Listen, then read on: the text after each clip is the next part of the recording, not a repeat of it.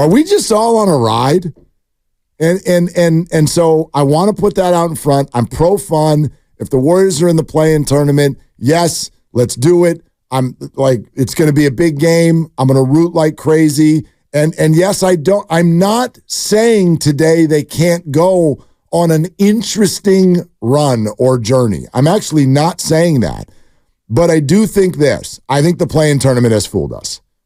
I think the existence of it has made all of us feel something different about the Warriors than right now what is actually true. Hasn't a team won it all from the play-in and got to the conference finals, both? No. Gotten to the championship. Yes, the Miami Heat got to the championship. And the Lakers last year made it to the conference finals out of the play-in tournament. I will also add, though, that both of those teams made it out of the 7 or 8 seed out of the play-in tournament, not the 9 or the 10. Here's the thing that's going around my head right now, and I love this point you're trying to make, and I'm buying it. But I'm thinking if you have a 9 or a 10 seed, and they're random teams, and we're doing a radio show in a random city, are we that excited about a play-in game? I think there should be excitement from the sense that we have resume. This team has resume. They've been there and done it. They're going to turn it up a notch because they know how to turn it up a notch. Most teams wouldn't. So if it's just some random city that has a team that's overachieving and they're a 10 seed, maybe they're excited about it, maybe they're not. But I'm not saying there's going to be a parade, but I'm keeping hope just because of what they've all accomplished and that they know how to play in October, or they know how to play in the playoffs just like the Yankees knew how to play in October in the early 2000s. We used to always joke that Jeter's just playing another game. Yep. And it's game 7 of the ALCS, and he's just out there playing baseball. And when you've been there and done it so many times like these guys have, you can take out the nerves and all that. It's going to be a basketball game for Steph, Clay, and Dre. It is. Mm-hmm. Maybe you see JK try to do a little bit too much because he's 21 years old, but they'll reel him in. Pods might lose his mind for a second because it's the playoffs. But like when you talk about the core 3 guys, they're going to be cool as the other side of the pillow. They've been there and done it, and they're going to know how to turn it up to a level that they need to turn it up to and leave it right there and put it on autopilot. Like, I agree with you, except for what's interesting about this year's play-in tournament is you can say the exact same thing about whoever's on the other side of the court. They're either going to be playing LeBron or playing Kevin Durant or Kyrie Irving.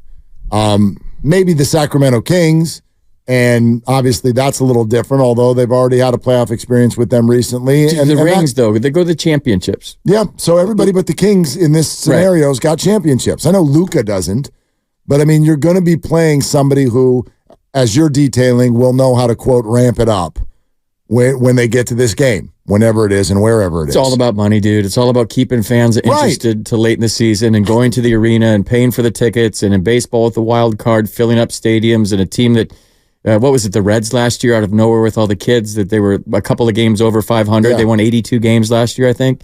And everybody was like, the Reds are going to be the wild card. And they filled up the Great American Ballpark was booming last year in September because they thought the Reds are going to get the playoffs for the first time.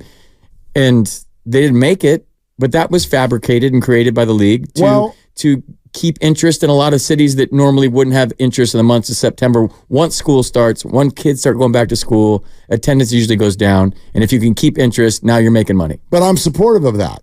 I laugh every time there's this playoff expansion and people go, oh, this is concocted and fabricated. I'm like, right, like just like the previous playoff spots were.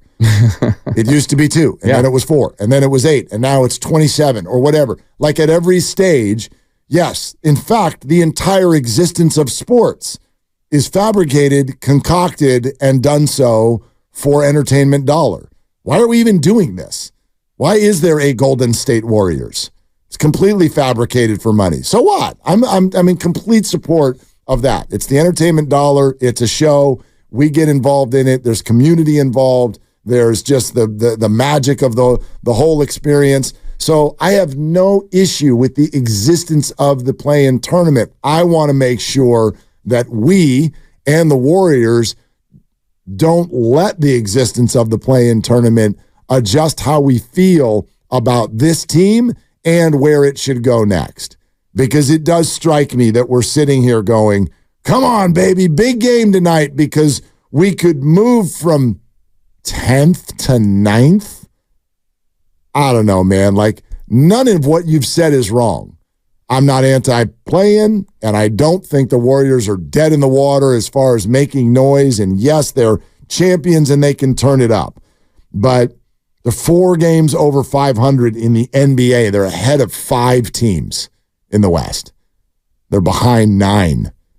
It's like, doesn't that already confirm to you that massive change is needed next year?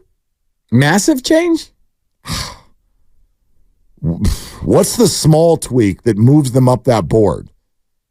Kaminga keeps moving in the direction he's moving. But he's already here. I'm just saying. Yeah. This guy's a superstar, and he's going to be a superstar for a long time. Maybe. And the whole league's about to find out about it, at least fans around the league. I think the players know. This guy's, I don't know, you've probably seen a lot more basketball than I have, Mark, and I just don't remember seeing a guy improve this much throughout the course of a season, like the last 2 months. It's been like, whoa. Well, part of that is just that he's actually out there with the 30 to 35 minutes every night. He hasn't had that before.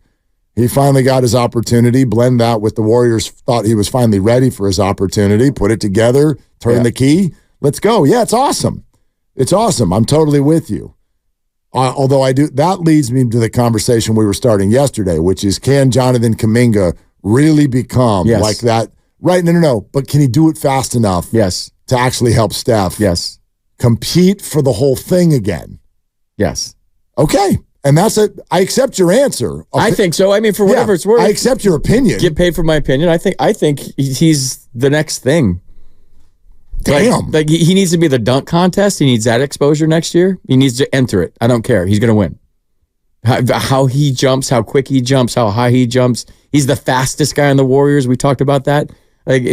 Nobody talks about speed in basketball. I always talk about football and baseball, 40 times, 60 times. Like, he ran down the court, and I keep watching him drive. Like, he's got to be Jordan Poole had to be the fastest guy when he was a Warrior. But I think Kaminga, with his size, is the fastest guy on the court with his strides. And just the way he's playing, the confidence he's playing downhill, I ain't getting in his way. If I'm Pajemski and I'm on the other team and Kaminga's coming at me, I ain't taking a charge on that guy. Yeah. And everybody just gets out of the way when he drives. His confidence in his jump shot, his turnaround jumper, his defense has gotten better. His rebounding still needs to improve. Whatever. This guy is a budding superstar. I said the same thing about Jordan Poole, though, a couple of years ago, and I was wrong. Well, he was all those things. He was a greatly improved player, and then he turned around and went the other way, and there are 1,000 reasons for it, and they're all well documented. I just look at it, though, and go, okay, if JK's that good and he's that close to being good and Steph is Steph, they're already on the team. They're both already getting north of 30 minutes a night, and it has added up to 10th place in one half of the NBA. Yeah, I feel like they've been playing with 1 foot on the gas and 1 foot on the brake all year. It just seems like that, right? But the effort, I think, is there on a nightly basis the last, 2 months. I love how they're playing. I love how they played against, was it Memphis they just beat? I know it was a bad team. I understand that. But the ball movement, the confidence that they have, I tune in to watch Kaminga now, I do. Yeah, no, that's fair. And if Steph gets hot and Clay gets hot, great.